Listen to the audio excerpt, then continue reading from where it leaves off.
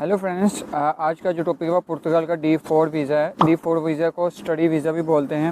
वो हम कैसे ले सकते हैं? ये शेंजिंग वीज़े के लिए वीज़ा के शेंजिंग जोन के अंदर जो जो कंट्रीज़ आती हैं उनका स्टडी वीज़ा हम कैसे ले सकते हैं, कौन कौन सी डॉक्यूमेंट्स रिक्वायर्ड होते हैं, उसका प्रोसेसिंग टाइम क्या है, उसके लिए कौन कौन उस कहाँ से अप्लाई करते हैं, उसकी जो कॉस्ट है वो कितनी है, प्रोसेसिंग टाइम कितना है, और कौन कौन सी चीज़ें हैं जो हम साथ अटैच करनी चाहिए हमें। तो इन सब टॉपिक्स पर बात करेंगे। अस्सलाम वालेकुम फ्रेंड्स, कैसे हो आप लोग? उम्मीद करता हूँ आप सब लोग बहुत अच्छे होंगे। फ्रेंड्स, मेरा नाम है अहमद, आप देख रहे हैं मेरा यूट्यूब चैनल DAhmed0490। अगर आप मेरे चैनल पर नए आए हैं फ्रेंड्स, तो इस चैनल को सब्सक्राइब कर दीजिएगा।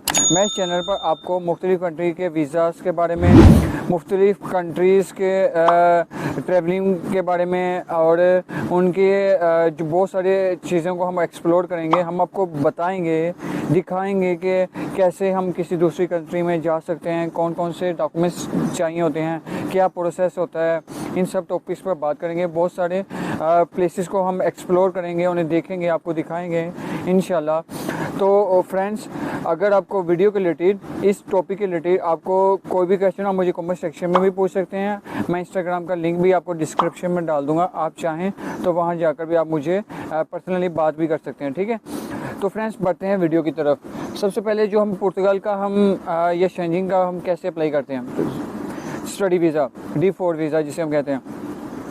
तो अगर आप शेंजिंग में हो या पुर्तगाल में हो, तो आपने स्टडी वीज़े के लिए सबसे पहले अच्छी यूनिवर्सिटी ढूंढनी है, जो आपको आपके मुताबिक, जो आपकी स्टडी के रिलेटेड हो, जो यूनिवर्सिटी जो आपको बता सके कि जो आप ढूंढ ली आपने, तो आपने अपनी स्टडी के मतलब आपने अपनी यूनिवर्सिटी ढूंढ ली। ढूंढने के बाद अब आपका जो नेक्स्ट प्रोसेस है वो है, आपने जो यूनिवर्सिटी से आपने ईमेल करनी है, उनसे बात करनी है और उनसे आपने एक्सेप्टेंस लेटर बोलते हैं हम उसे।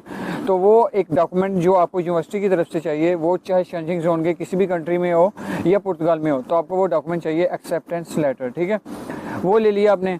वो लेने के बाद आपको जो चाहिए, जो रिक्वायरमेंट्स में, वो आपने पुर्तगाल सबसे पहले आपने एक्सेप्टेंस लेटर ले लिया। दूसरे नंबर पर आपके पास वैलिड पासपोर्ट होना चाहिए। ओके, वैलिड पासपोर्ट आपका, अगर आप स्टडी वीज़े के लिए अप्लाई कर रहे हो, तो आपके दो टाइप्स के स्टडी वीज़े होते हैं। एक होता है क्लास C और एक होता है क्लास टाइप D।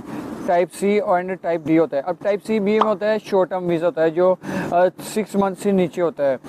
तो जो टाइप D होता है वो लॉन्ग टर्म वीज़ा होता है, जो 6 मंथ से ज़्यादा है, वो 1 साल का भी होता है। तो आप जो भी जिस भी आप कैटेगरी में, आप टाइप में आप कर रहे हो अप्लाई वीज़ा, तो आप अगर 1 साल का कर रहे हो तो राइट, तो आपका वैलिडिटी जो पासपोर्ट की होगी वो लगभग 1.5 साल या 2 साल की आपके पासपोर्ट की वैलिडिटी होनी चाहिए। ओके, जब आपने अप्लाई करना है, क्योंकि वो वीज़ा जो पासपोर्ट है वो वैलिडिटी मांगते हैं वहाँ पर। वो हो गया।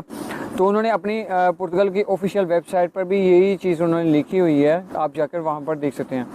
तो ये दूसरा डॉक्यूमेंट्स हो गया। अब तीसरा डॉक्यूमेंट्स जो आपने साथ में अटैच करना है, अपनी एक फ़ाइल बनानी है, ठीक है। फाइल के अंदर जो तीसरा डॉक्यूमेंट्स आपने करना है, वो अपनी पासपोर्ट साइज़ की पिक्चर करनी है। 2 to 4 पिक्चर रखनी है, लेकिन वो 2 वो ले लेंगे या 3 ले लेंगे, तो वापस आप बाकी आपको कर देंगे, ठीक है। आपने वो अपनी फ़ाइल में रख ली।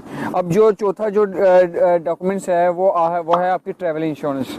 ट्रैवल इंश्योरेंस में यहाँ पर आपको मैं एक टिप बताता चलूँ कि आप अगर आप पुर्तगाल के लिए अप्लाई कर रहे हो या शेंजिंग जोन की किसी कंट्रीज़ के लिए अप्लाई कर रहे हो, तो आप एक चीज़ याद रखना कि जो आपकी ट्रैवल इंश्योरेंस है ना, वो 30,000 से ज़्यादा होनी चाहिए। 30,000 यूरो से ज़्यादा होगी तो आपके वीज़ा रिजेक्ट जो होगा, वो बहुत कम चांस होंगे कि वीज़ा रिजेक्ट होगा। ट्रैवल इंश्योरेंस की बुनियाद पर वो 80% वो फेल कर देते हैं वीज़ा, कि इनकी ट्रैवल इंश्योरेंस तो बहुत थोड़ी इसने की है, तो इस तरह फेल हो जाता है। अब जो चौथे नंबर पर जो चीज़ आती है, वो आती है आपकी टिकट रिजर्वेशन। टिकट रिजर्वेशन आप ऑनलाइन booking.com पर भी जाकर आप करवा सकते हो टिकट रिजर्वेशन, तो वहाँ से आपने करवा लेनी है, ठीक है। अब वो भी हो गया। अब आपका जो चीज़ आती है, आपकी जो डिग्रीज़ है ना, तो डिग्रीज़ के अंदर ना, अगर आप पाकिस्तान से हो, इंडिया से हो, बांग्लादेश से हो, नेपाल, श्रीलंका, किसी भी कंट्री से हो ना, तो अपनी जो आपकी डिग्री होगी, अगर आप PhD या कोई आप इस तरह अपनी जानना चाहते हो, या आप आपकी जो हाईएस्ट जो डिग्री होगी ना उसके ऊपर या उस नीचे वाली जो आपके सर्टिफिकेट्स होंगे ना उसके ऊपर एक स्टंप लगती है जिसे अपोस्टिल स्टंप बोलते हैं। वो आप किसी भी कंट्री में हो, अगर आप इंडिया में हो तो आप वहाँ पर एक HRD ऑनलाइन वेबसाइट है, तो वहाँ पर आप जाएंगे, उन्हें बोलेंगे कि ये आपकी स्टंप्स हैं, वो आप कुरियर के ज़रिए आप उन्हें भेजेंगे, वापस वो आपके घर तक वो आ जाएगा। आप उनसे कांटेक्ट कर सकते हैं, उनसे ट्रैकिंग नंबर भी ले सकते हैं। अगर आप पाकिस्तान से अप्लाई कर रहे हैं तो स्टडी वीज़े का, पुर्तगाल का या शेंजन जोन के अंदर किसी भी कंट्री का, तो आपने आपको ये साइट पर आपको एक वेबसाइट शो कर रही होगी।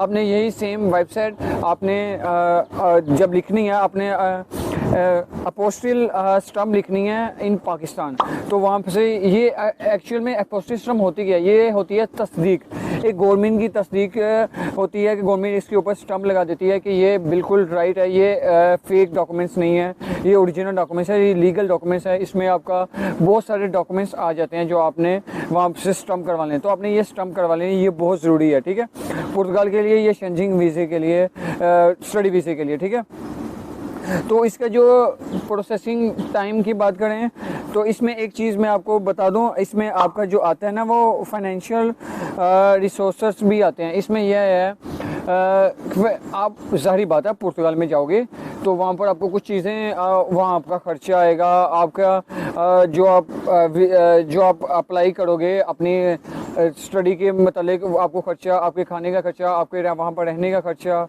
तो उसमें अकोमोडेशन भी आ जाता है। आपने वहाँ पर कहाँ रहना है उसका भी आपने लिखना है कि मैं 1 साल का स्टडी वीज़े के लिए। मेरी आपको एक टिप बताऊं कि अगर आप वीज़ा अप्लाई करना चाहते हैं ना पुर्तगाल का या शेंजन जोन की किसी भी कंट्रीज़ का स्टडी वीज़ा, तो आप 1 साल से ऊपर का रखना। 1 साल से नीचे होगा तो आपके बहुत ज़्यादा चांसेस है कि आपका वीज़ा रिजेक्ट हो जाए। ठीक है, ये आपको हर कोई नहीं बताता, लोग आपको व्यूज़ के लिए अपने आपको बस बोलते हैं कि ये वेबसाइट है, आप हमारी ट्रैवल एजेंसी में आ जाओ, आपको वीज़ा लग जाएगा, ऐसे बाद में आपके पैसे सारे मर जाते हैं। आपको बोलते हैं, ये आपसे बहुत ज़्यादा मिक़दार में पैसे ले लेते हैं, तो इस तरह वो आपके साथ करते हैं। आप खुद मेरा ये वीडियो देखकर आप खुद अप्लाई करोगे तो आपका 100% वीज़ा लगेगा। मैं आपको बहुत सारे यहाँ पर शॉर्ट टिप्स भी बता रहा हूँ जो आपने अपने माइंड में रख लेने, या आपने इस वीडियो को सेव कर लेना है, तो जो आपको दोबारा आपने जब देखनी है तो आपको याद रहे कि ये टिप अहमद भाई ने बोले थे। ठीक है, तो ये टिप है, तो आपने जो ट्रैवल इंश्योरेंस है वो आपने शो करनी है।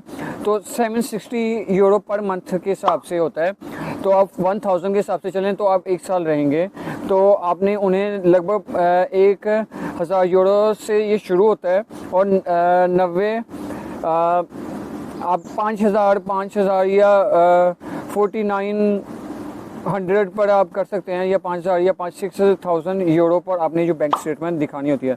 इसमें बैंक स्टेटमेंट का भी डॉक्यूमेंट्स लगता है।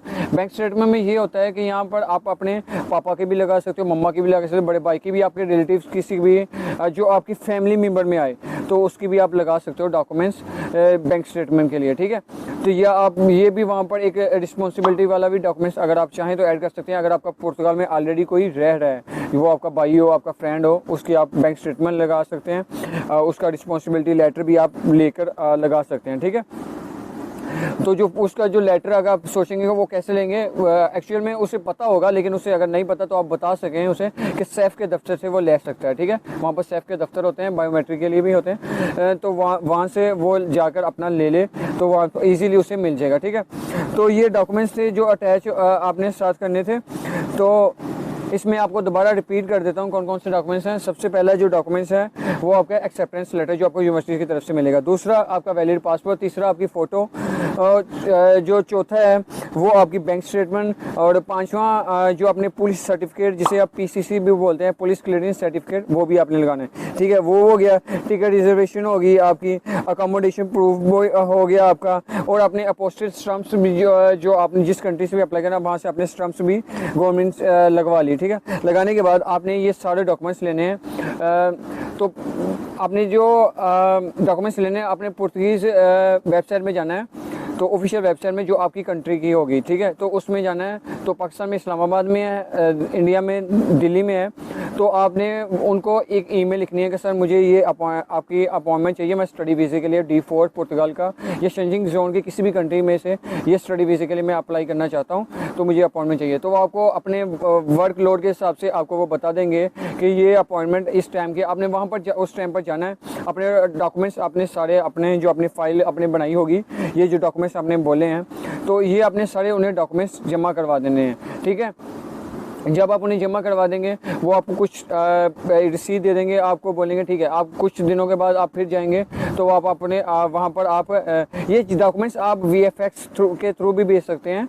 तो VFX के ऑफिस में जाएंगे, वो आपसे बायोमेट्रिक आपके ले लेंगे। तो वो VFX एक ऑनलाइन एक वेबसाइट है, तो यहाँ से आप जाकर भी आप उनको VFX के थ्रू भी आप इजीली भेज सकते हैं, ठीक है। तो VFX ही आपको वापस दे देगा VFX के ऑफिस से, ठीक है। जो आपकी कंट्री में होंगे, इंडिया में भी है, पाकिस्तान में भी है, पूरी एशिया में है ये VFX एक ऐसा अदारा जो हमारे बायोमेट्रिक भी लेता है और हमसे जो हमारे जो डॉक्यूमेंट्स होता है वो दूसरी कंट्रीज़ में या पुर्तगाल या किसी भी एम्बेसी में ये बेचने के लिए, यानी ट्रांसफॉर्मेशन के लिए ये चीज़ होती है, VFX अदारा है, ठीक है। तो आपने इसके ज़रिए भी कर लेना है। तो फ्रेंड्स, जो आपका प्रोसेसिंग टाइम है ना, जो ये इसका जो है, तो बायोमेट्रिक के बाद वो आपका 1 से 2 महीने के अंदर है, 60 दिन का होता है। 60 दिन के अंदर आपको रिस्पांस, समटाइम्स वर्क बर्डन ज़्यादा भी होता है, वर्कलोड ज़्यादा भी होता है, जिसकी वजह से थोड़ा टाइम 3 महीना भी 4 महीने भी लग सकते हैं। तो इसलिए आपने उतनी देर पहले अपना करवाना है ताकि आपको पता चले कि ये ऐसे हो भी सकता है। तो आपने नॉर्मली 60 डेज़ में होता है। 60 डेज़ में जो पुर्तगाल के एम्बेसी वो आपकी यूनिवर्सिटी के साथ डॉक्यूमेंट अटैच होके सेफ के थ्रू, तो वो अपने डॉक्यूमेंट्स चेक कर लेगी कि आया कि आप लीगल हैं या नहीं, आपके जो डॉक्यूमेंट्स लीगल हैं या नहीं। तो इन सब पर वो रिसर्च करने के बाद आपकी बैंक स्टेटमेंट या आपके डॉक्यूमेंट्स टोटली चेक करने के बाद वो आपको वीज़ा दे देंगे 4 मंथ का। जैसे आपको जितनी देर का आपने अप्लाई किया होगा अपना स्टडी वीज़ा, तो उतना आपको वीज़ा मिल जाएगा। वो लेने के बाद आप जब आपकी स्टडी कंप्लीट हो जाएगी तो आप वहाँ पर वर्क वीज़ा भी या TRC वीज़ा भी ले सकते हैं। तो फ्रेंड्स, आज की वीडियो इतनी ही, तो इस टॉपिक पर इतनी ही। अगर आप किसी और टॉपिक पर चाहते हो कि मैं आपके लिए वीडियो बनाऊं, तो आप मुझे बता देना, मैं आपके लिए वीडियो बनाऊंगा। तो अगर आप चाहते हो पुर्तगाल का D1 visa, D2 visa, D3 visa, D7 visa, business visa, work visa, मैंने सब टॉपिक्स पर वीडियो बनाई हुई है। मैं आपको डिस्क्रिप्शन में इन सब वीडियो का लिंक डाल दूंगा। आप चाहें तो आप मुझे वहाँ पर भी जाकर देख सकते हैं। आपने अगर आप वर्क वीज़ा अप्लाई करना चाहते हैं तो आप बिज़नेस वीज़ा या आप हाई क्लास का वीज़ा अप्लाई करना चाहते हैं, तो मैं उन सब टॉपिक्स पर वीडियो बनाई हुई है। मैं डिस्क्रिप्शन में उन वीडियो का लिंक दे दूंगा, आप जाकर वहां पर भी देख सकते हैं। तो फ्रेंड्स, अपने वीडियो अच्छी लगे तो इस वीडियो को लाइक शेयर ज़रूर कीजिएगा और अपने दोस्तों के साथ भी शेयर कीजिएगा। वीडियो के रिलेटेड आपको कोई भी क्वेश्चन हो, इस टॉपिक पर रिलेटेड आपको कोई भी क्वेश्चन हो, आप मुझे कमेंट सेक्शन में पूछ सकते हैं। मैं कोशिश करूँगा आपको जल्द से जल्द जवाब दूँ। तब तक के लिए अपने दोस्त एम को दे इजाज़त। अल्लाह हाफिज़।